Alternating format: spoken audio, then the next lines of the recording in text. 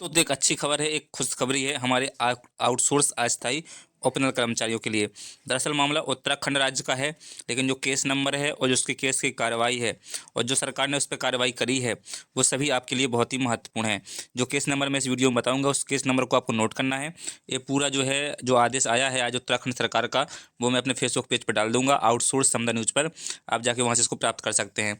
क्या कुछ है, क्योंकि लेटर बड़ा है तो ज़्यादा टाइम लेते हुए चैनल पर नए, चैनल को सब्सक्राइब कर लीजिएगा, फेसबुक पेज पर नहीं तो उसे फॉलो कर लीजिएगा। ये देखिएगा, आज आदेश जारी हुआ है एक, आप देख सकते हैं स्क्रीन पर। प्रेषक दीपेंद्र कुमार चौधरी, सचिव उत्तराखंड सरकार।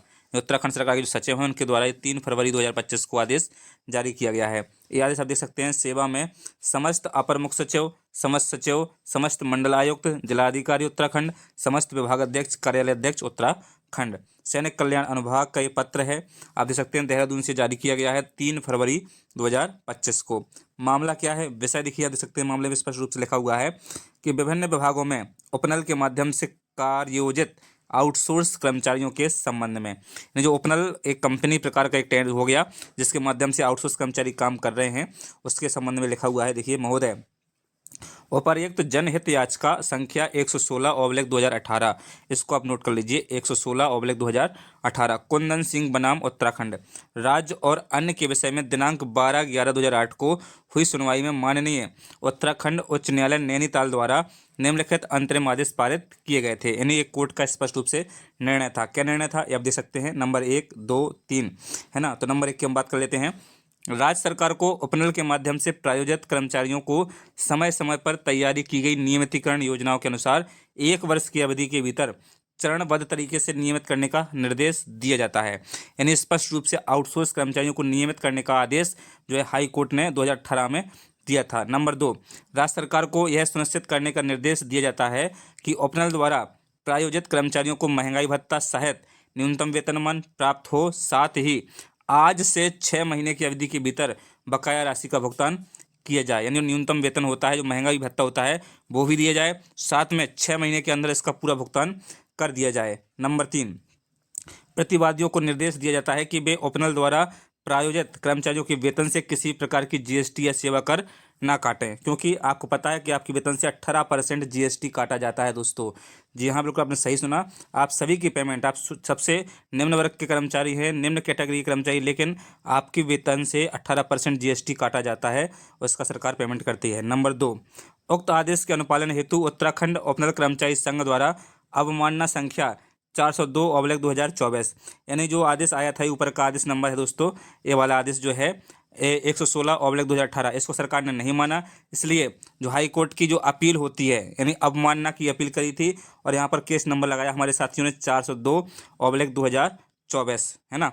इसमें आप लिखा हुआ है योजित किया गया, जिसमें दिनांक 20/11/25 की सुनवाई में माननीय उत्तराखंड उच्च न्यायालय नैनीताल द्वारा निम्नलिखित आदेश दिए गए थे। अब क्या आदेश दिए गए थे, आप देख सकते हैं, आगे लिखा हुआ है। माननीय अधिवक्ता जनरल ने, यानी सरकार के वकील ने बताया कि सरकार न्यायालय के निर्देशों का पालन करने के लिए पूरी तरह से प्रतिबद्ध है। यानी जो सरकार का वकील था, उन्होंने कहा कि हम न्यायालय की बात मानते हैं, उसके लिए हम प्रतिबद्ध हैं।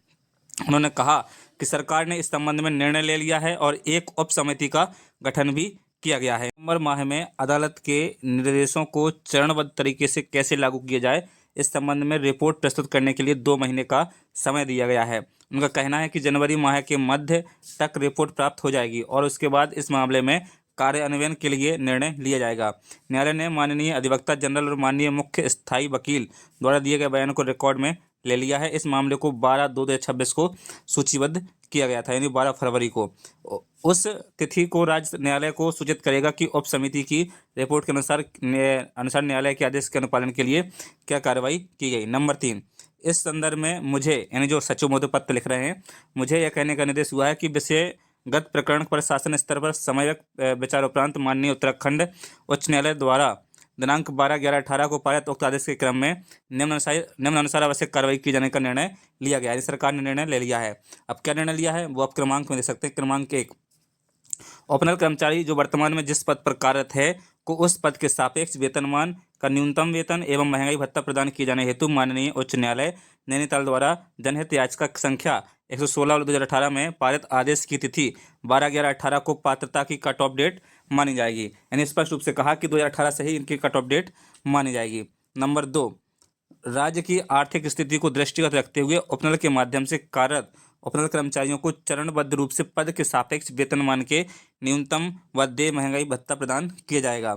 संबंधित विभागों द्वारा पात्र कर्मचारियों को निम्नलिखित तालिका के अनुसार उनके श्रेणी अवलक पद के वेतनमान के न्यूनतम व देयक महंगाई भत्ते के योग के बराबर धनराशि नियत मानदेय के रूप में निम्नानुसार अनुमन्य होगी। तो यहाँ पर जो कैटेगरी है देखिए, अकुशल की, अर्धकुशल, कुशल, उच्च कुशल और अधिकारी, है ना। अधिकतम अनुमेय वेतन लेवल 1, 2, 4, 7 और 10। स्तंभ 2 में अंकित वेतन लेवल अथवा उस पद के वेतन लेवल का न्यूनतम एंट्री लेवल जिसके सापेक्ष उसे कार्य आयोजित किया जाएगा में से जो भी कम का हो का न्यूनतम एवं महंगाई भत्ता अनुमय किया जाएगा। इसके अतिरिक्त कोई अन्य भत्ते अनुमय नहीं होंगे, जो अनुमन्य नहीं होंगे। नंबर 4, कर्मचारी संबंधित पदों के लिए आवश्यक शैक्षणिक अर्हता रखता हो, अन्यथा की स्थिति में उसे उसकी शैक्षणिक अर्हता के अनुसार उपलब्ध समकक्ष पद के सापेक्ष कार्य करवाया जाएगा। तो यहाँ पर पद की बात जो दोस्तों स्पष्ट रूप से लिखा हुआ है किसको क्या मिला है। ये नंबर 5 का दे सकते हैं, ऑप्शन लिखा हुआ है स्पष्ट रूप से, सभी डेट लिखी हुई हैं, है ना, के अनुसार नियमित कर्मचारियों के समान नहीं होगी तथा इस संबंध में उसे जिस पद अवलक श्रेणी के सापेक्ष नियोजित किया गया है उस पद का प्रारंभिक वेतनमान एवं महंगाई भत्ते को जोड़कर जो भी धनराशि आंकलित की जाएगी उसका भुगतान संबंधित कर्मचारी को मानदेय के रूप में किया जाएगा। नंबर 6 में लिखा हुआ है, संबंधित कर्मचारी वर्तमान में जिस पद के सापेक्ष कार्य कर रहा हो उसी पद के वेतन के आधार पर मानदेय निर्धारित किया जाएगा, परंतु यदि कर्मचारी के कार्य की प्रकृति में परिवर्तन किया गया है तो उसे उसी पद एवं श्रेणी के आधार पर मानदेय निर्धारित किया जाएगा जिस पर उसे प्रारंभिक रूप से कार्य आयोजित किया गया हो। यदि किसी या कोई कर्मचारी स्वीकृत पद के बिना कार्य कर रहा हो तो उससे समूह घ के वेतनमान का न्यूनतम या उस संवर्ग के प्रारंभिक सीधी भर्ती के पद के वेतनमान के न्यूनतम के आधार पर अन्य समकक्ष पद के सापेक्ष कार्य करवाया जाए। पद स्वीकृति के संदर्भ में स्वतंत्र रूप से भविष्य में निर्णय लिया जाएगा। कर्मचारी को संबंधित विभाग एवं संबंधित कर्मचारी के मध्य अनुबंध के तहत मानदेय का भुगतान सीधे किया जाएगा। विभागों द्वारा पात्र कर्मचारियों को सीधे अनुबंध पर रखे जाने के लिए कर्मचारी विभाग द्वारा वित्त एवं न्याय विभाग के परामर्श से संबंधित विभाग एवं कर्मचारियों के मध्य अनुबंध की शर्तों का निर्धारण करते हुए अनुबंध का प्रारूप निर्गत किया जाएगा। विभाग द्वारा पात्र उपनल कर्मचारियों की सूची तैयार की जाएगी जिसका अनुमोदन संबंधित विभाग के विभाग अध्यक्ष से प्राप्त किया जाएगा। पात्र कर्मचारियों के सत्यापन एवं अनुबंध आदि कार्यों का निष्पादन शासनादेश निर्गत होने के 2 माह के अंदर कर लिया जाएगा। प्रथम चरण में उपनल द्वारा प्रायोजित ऐसे उपनल कर्मचारी जिसके द्वारा पात्र संख्या दिनांक 25/11/25 को 10 वर्ष की निरंतर सेवाएं पूर्ण कर ली गई हों को ही प्रारंभिक वेतनमान एवं महंगाई भत्ते को जोड़कर जो भी धनराशि आंकलित होगी को मानदेय के रूप में प्रदान किया जाएगा।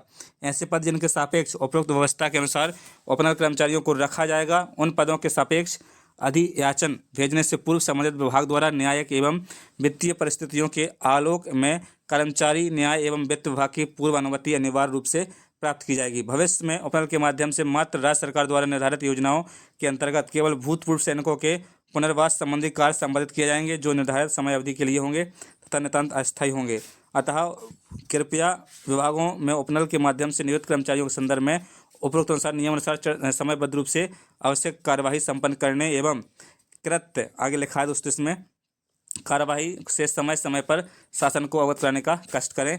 यह आदेश वित्त विभाग के ई ऑफिस के माध्यम से ई जनरेट संख्या 29/126 में प्राप्त उनकी सहमति से जारी किए जा रहे हैं। भवदीय दीपेंद्र कुमार चौधरी सचिव, आदरणीय सचिव महोदय के द्वारा जारी किया गया है। तो अच्छी खबर है, हमारे उपनल कर्मचारियों की जीत हुई है, बहुत बहुत बधाई हो। और हमारे जो अन्य राज्य के कर्मचारी हैं, आउटसोर्स कर्मचारी हैं, अस्थायी तौर पर काम करते हैं, वो भी इस केस के द्वारा आप जो है कोर्ट या शीर्ष अदालत में जा सकते हैं दोस्तों। ठीक है दोस्तों, उम्मीद है समझ में आ गया होगा। मैंने ये आदेश डाल ही दिया है फेसबुक पेज पे, आप जाके वहाँ से इसको डाउनलोड कर सकते हैं। चलिए दोस्तों, मिलते हैं नई वीडियो में नई अपडेट के साथ। जय हिंद, जय भारत, टेक केयर।